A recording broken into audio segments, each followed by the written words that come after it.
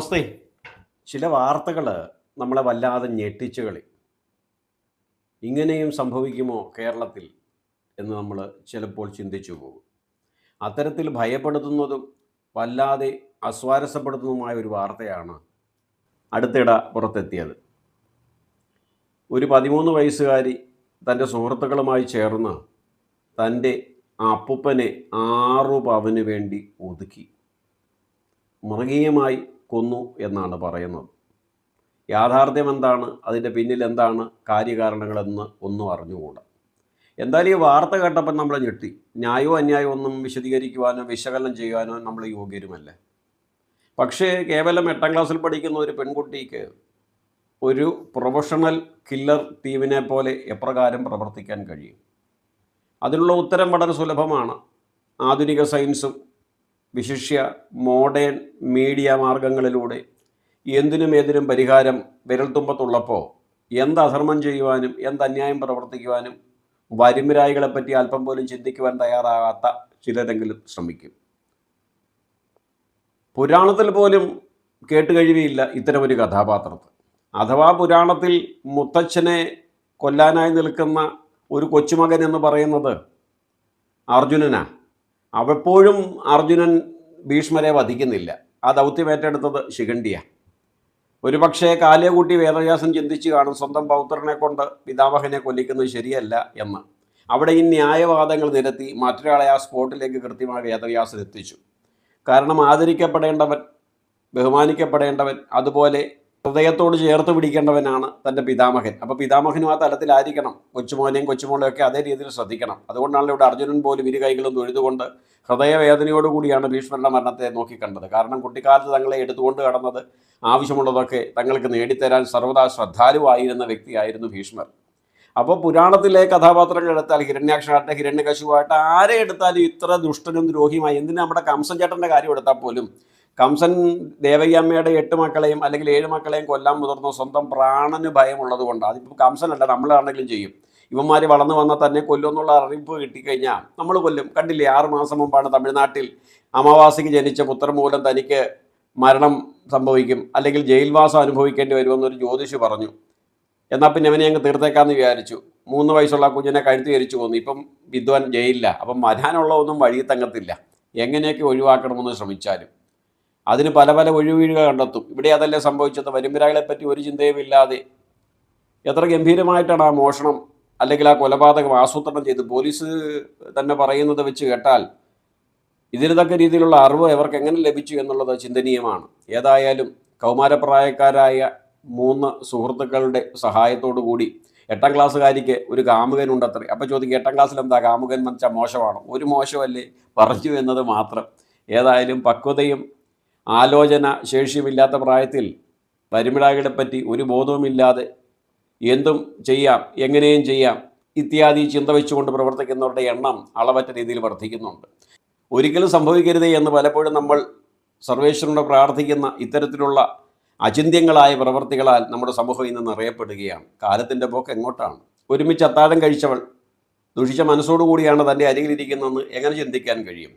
എന്തായാലും അതിനുള്ള കാരണമായി പോലീസ് പറയുന്നത് 6 പവൻ്റെ മാർക്കറ്റ് വാല്യൂ ആണത്രേ. ഐഫോൺ കരഗതമാക്കുന്നതിന്, കൂട്ടുകാർക്ക് കാമുകന് ഒരു ബൈക്ക് ഗിഫ്റ്റായിട്ട് കൊടുക്കുന്നതിന് വേണ്ടിയിട്ടൊക്കെ ആണത്രേ എന്ന് പറയുന്നു. എന്താണ് ഇതിൻ്റെ ശരിക്കുമുള്ള യാഥാർത്ഥ്യമെന്ന് അറിഞ്ഞുകൂടാ. എന്തായാലും നമ്മുടെ കുഞ്ഞുങ്ങളുടെ പോക്ക് ശരിയായ ദിശയിലാണോ എന്ന് ചിന്തിക്കണം.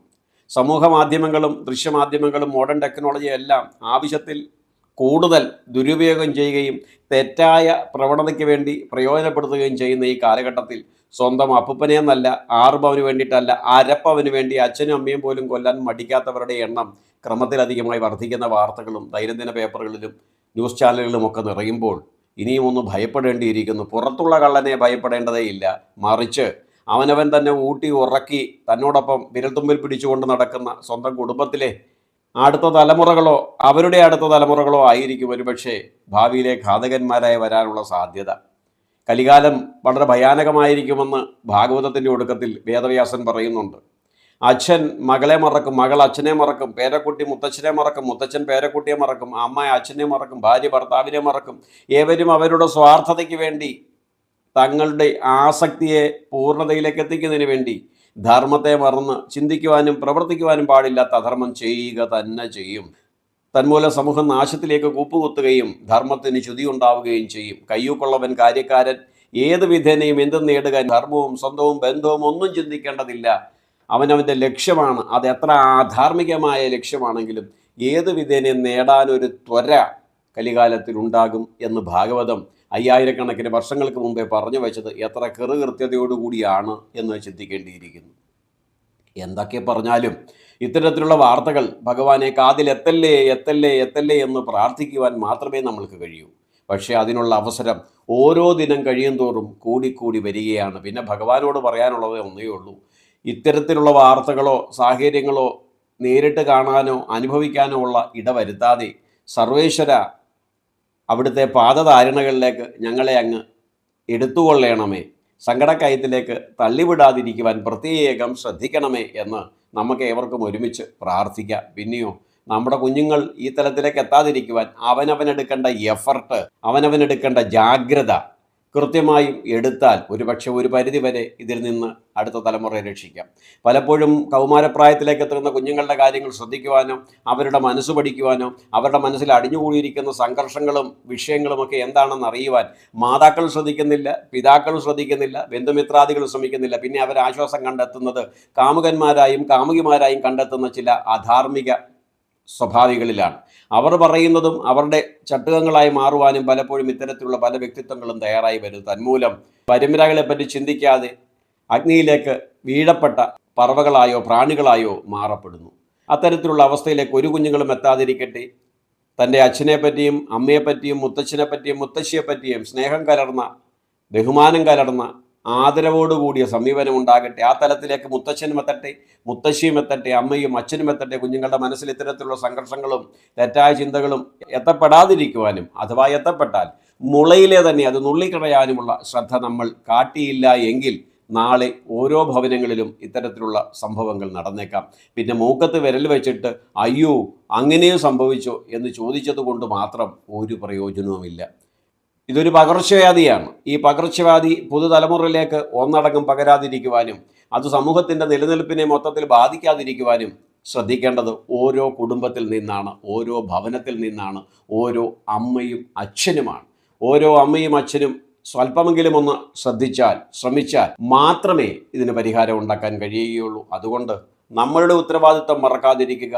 നമ്മൾ എടുക്കേണ്ട എഫർട്ട് എടുക്കുകയും കുഞ്ഞുങ്ങളെ ശ്രദ്ധയോടും കരുതലോടും കൂടി നേരായ മാർഗത്തിലേക്ക് എത്തിക്കുവാനും അഥവാ ദുസ്വഭാവത്തിൻ്റെ ലാഞ്ചന കണ്ടാൽ അതില്ലാതാക്കുവാൻ അല്പം പോലും മടിക്കാതെയും കൃത്യതയോടുകൂടിയുമുള്ള പ്രവൃത്തി ഉണ്ടാകുക മാത്രമാണ് ഇതിന് ശാശ്വതമായ പരിഹാരം. കാരണം ഇത് ചെയ്യുന്നവർക്ക് നിയമത്തിലും ഭയമില്ല, അല്ലെങ്കിൽ തങ്ങളുടെ ബുദ്ധി കൊണ്ട് അതിനുമപ്പുറം കടന്നു കയറാം എന്നവർ ധരിക്കുന്നുണ്ടാകാം.